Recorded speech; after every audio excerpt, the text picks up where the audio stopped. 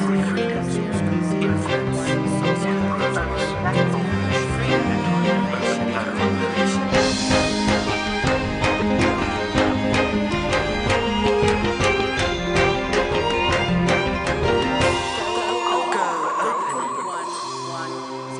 and welcome to the very last episode of Go Open for this season. Will we be back? Well, like a whippet in a jacuzzi, we're quite unsure.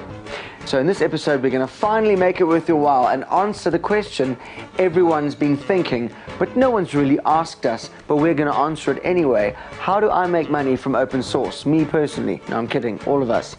Well, to show you, we visit a company that does just that. They use SMS technology. Then we'll meet some experts in the field, both locally and internationally. And in case you're wondering what open source is, come closer so I can whack you with a bat. Open source software exists as a result of the combined efforts of millions of computer programmers, users, and software vendors from around the world. They share their intellectual property freely, and they believe that software should cost nothing and should enrich the lives of users. Open source software is the alternative and biggest challenger to closed source or proprietary software. It generally costs the user nothing. It can be distributed freely to anyone. Download it, use it, modify it, and give it away. It's a whole new world. Open source is the future of computing. So open source software is free, right? And you can download it. Okay. So how do programmers make money from it? That's the question. Well, we have the answer. We're giving it to you. You can give it to other people if you want, but we're giving it to you because we like you, not them. The 1980s and 1990s are a great time for the software business because it's an extremely profitable business if you have a popular product, right? Your cost of producing an extra CD of software is very, very low compared to the price that you can attach to that software.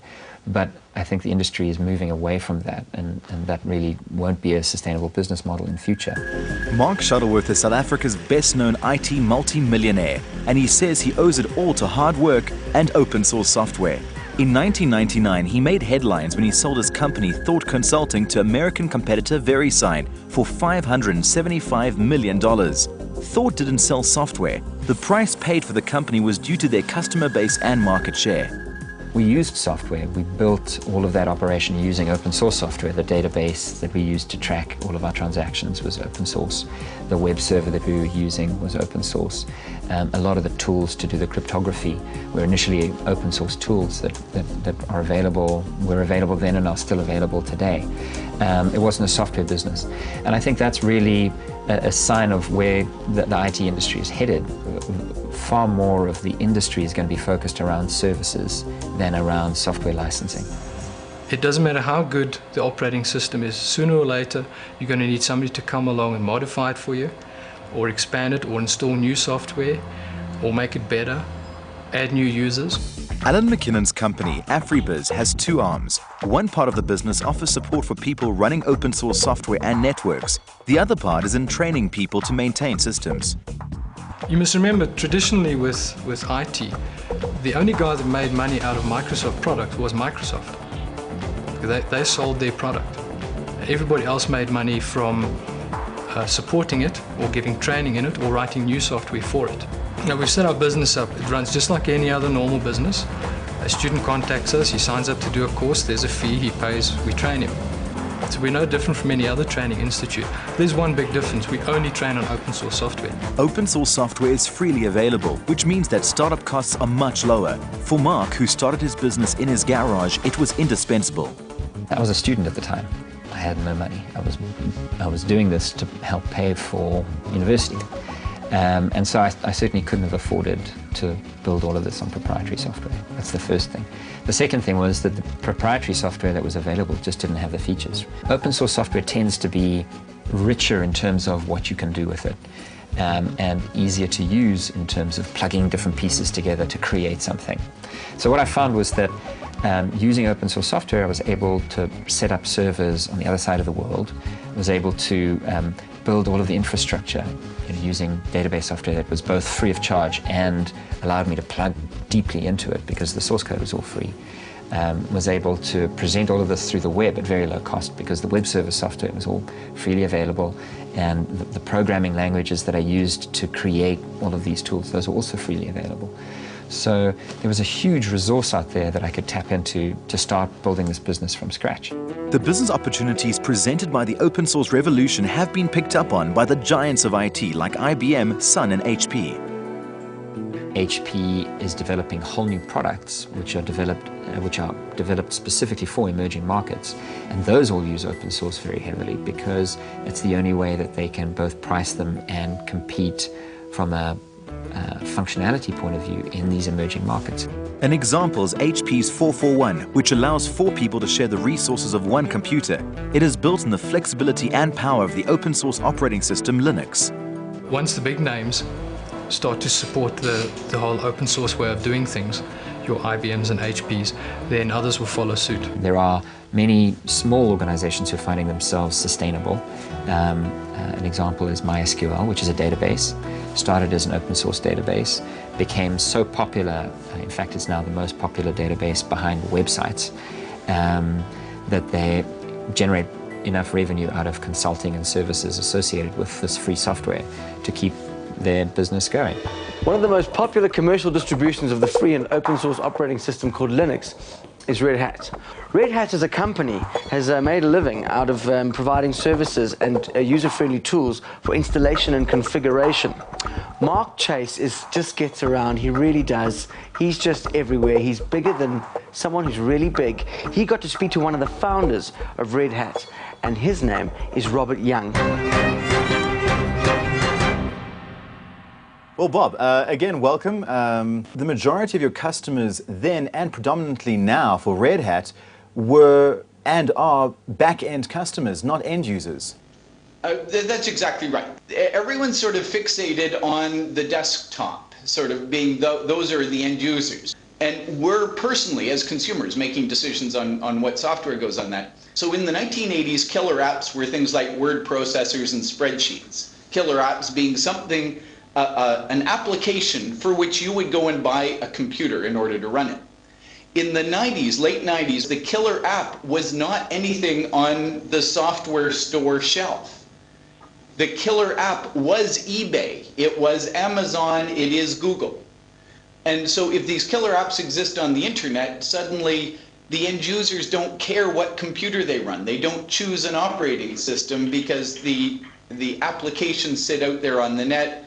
Open source is a better platform for Google and Amazon and eBay to build their applications on. Our market was not on the end user machine, it was on the server side of the opportunity. What advantages does Red Hat have over other distros? This isn't about better, faster, or cheaper software. This is about software that you, the engineer, for the first time, have absolute control over. So we don't wrap proprietary tools into Red Hat. We don't force you to sign a licensing deal just to get the software. Bob, you were one of the first open source companies to list on the stock exchange. Why was that? The reason you have to raise capital as a technology company is it requires a lot of effort, a lot of resources to move your innovative technology from the early adopter market into the mainstream and convince the MIS director for Deutsche Bank or the MIS director for De Beers down in your neck of the woods to commit the future of their organization to technology from a little company in the tobacco fields in North Carolina. They just aren't going to do it unless they believe that that little company is going to be around 5, 10, 15 years into the future. So by having a big successful stock market offering, by raising a couple of $100 million, we are able to go into the MIS director at De Beers and he'll take us seriously, whereas, you know, the day before we did that, when we were a $14 million box software vendor, he wouldn't have returned our phone calls. Well, Bob, thank you so much for joining us here at GoOpen. It was really interesting chatting to you. Hey, thanks, Mark, and good luck with the GoOpen project. It sounds fascinating. Thank you. Robert Young's new company is called Lulu.com. It'll publish your work for absolutely nothing. If someone buys your work, they'll print it, dispatch it, get it out there. They'll take a fee for their services, plus some commission, and forward you the balance. So it's really rather quite clever. And now we're going to take a break. And when we come back, we'll have even more websites. New businesses with new ideas need versatile solutions, and that usually means open source. Meet Starfish.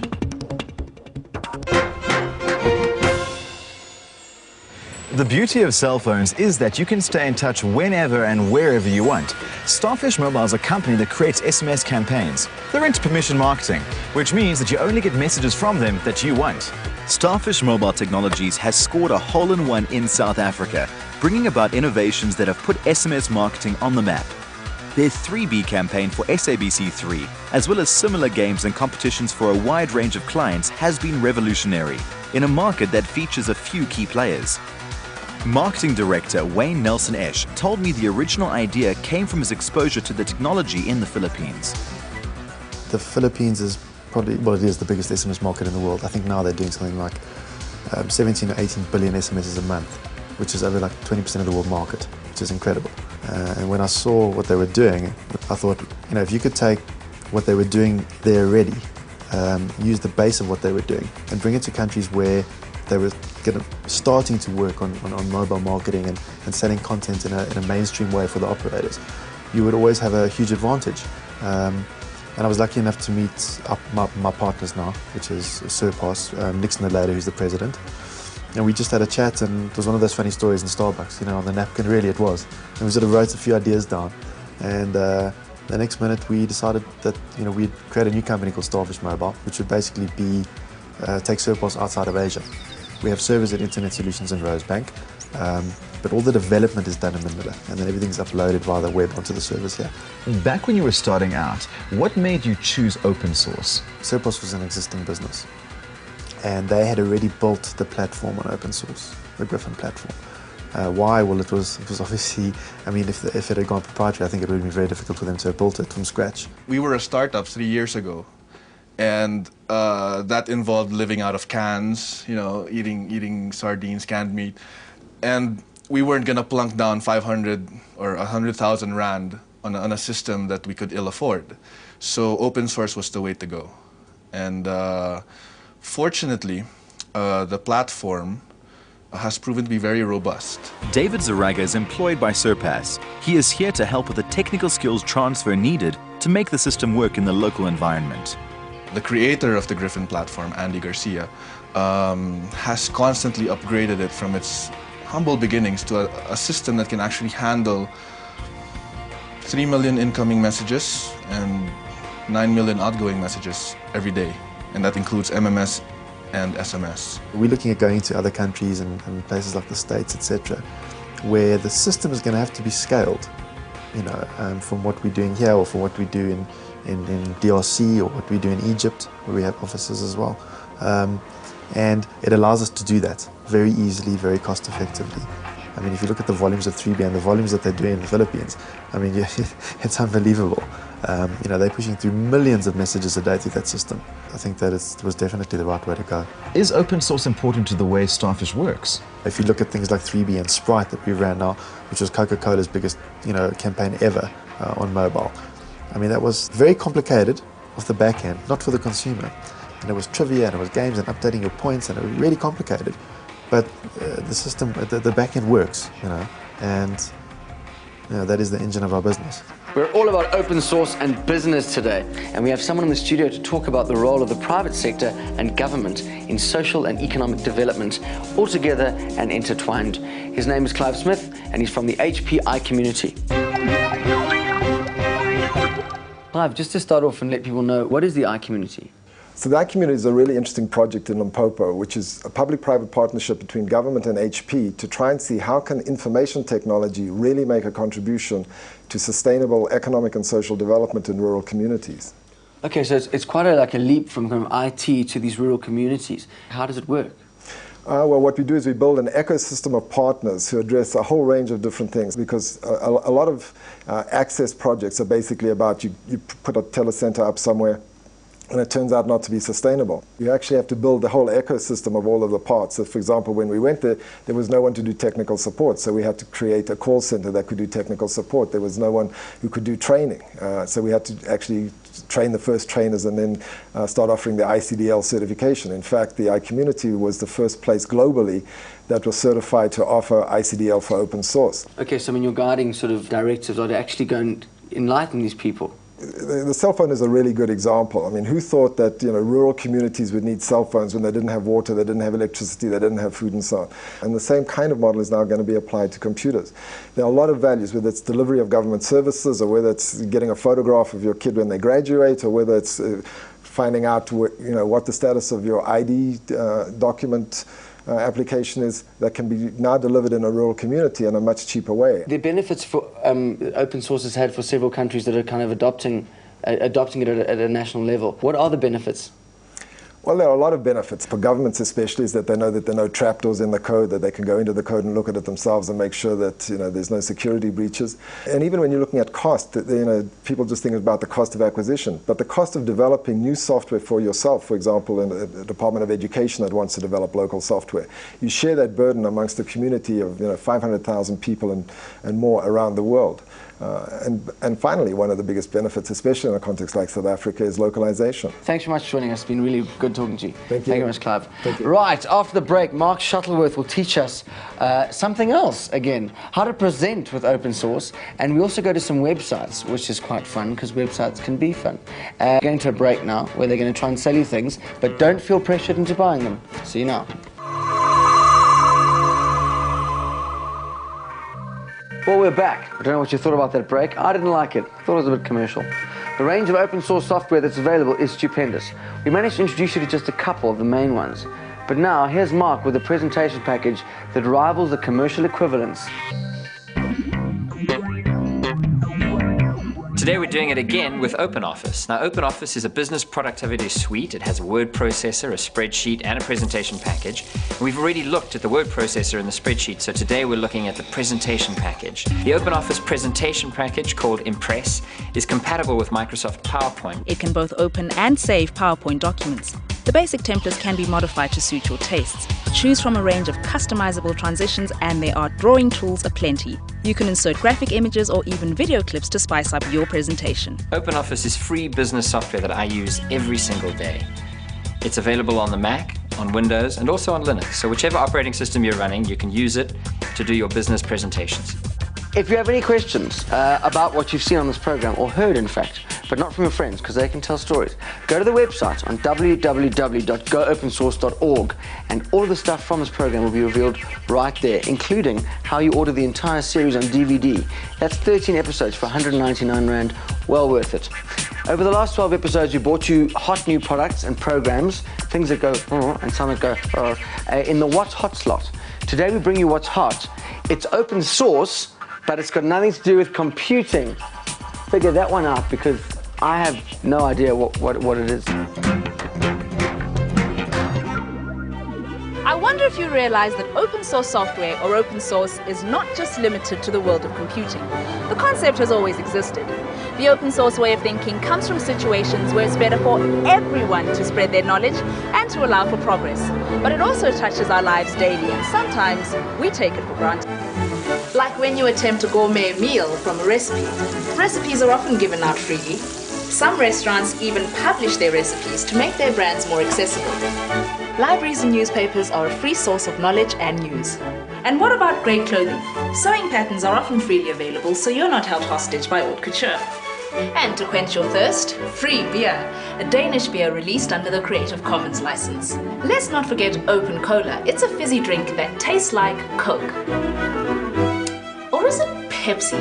The only difference is you can get the recipe at opensourcecola.com, and it's written on the side of the can. So now you can make the real thing at home.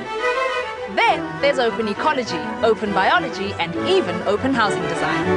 And for those of you who want to fly high, get this, open source kite design. The open source ideal says that if our infrastructure is standard and makes contributions for the whole community, then we can all progress further. The internet, it's big, it's vast, it's huge, and it's full of interesting things and also rubbish sometimes. So let us be your guides to the internet, like Refilwe, who's been looking for the best open source sites just for you. Wow. Now that we've reached the end of Go Open, there's a good chance you're ready to take the plunge and start using open source software. But you might not be ready to close the window on your existing proprietary operating system. Here's the answer. Surf to gnuwin.epfl.ch in your browser. GNUWin has a categorized listing of open source software, and you can download it all free of charge. You'll find everything from productivity tools to 3D games. If you've developed a liking for OpenOffice, you'll want to log on to www.openoffice.org.za. Here you'll find a host of South African support resources. The website is run by the OpenOffice.org Association of South Africa, and it's got product overviews, training, support, and local project resources. It's time to forget about the office and think about the big issues in life. Surf to Manifesto Heaven by clicking through to changethis.com. Every week, you'll find new manifestos by some of the world's most influential thinkers in business, politics, and social sciences. All of the manifestos are free, and you'll find topics ranging from creativity to global overcrowding to better website design. Calling themselves optimists, changethis.com challenges the way ideas are created and spread. Participate in the viral spread of ideas and download a manifesto today. To recap, check out gnuwin.epfl.ch for open source applications and games that will run on Windows. Get to openoffice.org.za for local support on this fantastic interlocking set of office productivity tools. And get to changethis.com and be inspired to change the world, or your lunchbox. Happy surfing! Oh well, it's our farewell episode, so we decided to give you a gift in a dazzling display of sycophantism. A laptop computer from Hewlett-Packard. It's a fantastic prize, and it's the top prize in our SMS competition this week. We're also giving away 2 LG DVD writers. We have a 17-inch flat screen monitor from LG, 2 1,000 Rand vouchers from Soviet Jeans, of course our HP PhotoSmart digital camera and printer bundle. Those prizes will be hand-delivered to our lucky winners by Dawnwing Couriers. The question is quite simple. What is Open Office? Is it A, an office without obstructed view? B, an office you can speak any language in? C, an open source office suite? Send your answer, just A, B or C will do, plus your name to 34357 and you'll be charged R2 in SMS. And as we won't be here next week, you'll have to visit the website to find out who the winner is. Although we will try and phone you on Monday at about noon to try and be at your phone around that time. That's when the competition closes at noon. And you also that movie phone box, you know how it's going to end, so just be very careful of your phone. Anyway, the winners of last week's competition are... The LG 17-inch flat screen monitor goes to Malcolm Taylor. Tyrone Weatherhill and Terence Fickland both win LG DVD writers. Dewald Retief and Charles Cooper each get 1,000 Rand Soviet clothing vouchers. And Cheryl Farmer walks away with the HP digital camera and printer bundle. Well done. Well, that's it. That's the end of the series. We really hope you enjoyed Go Open. We're not sure if we'll be back. We may well be. If nothing else, you've learned more about computing than you ever knew before, and something about software, and open software, and closed software, and which is good and which is bad. We wonder. Thanks to our Go Open Source partners, the Shuttleworth Foundation, the CSIR, HP, and Canonical. Thank you all. Thank you. Thank you. And good night. Bye-bye. Hambagashle.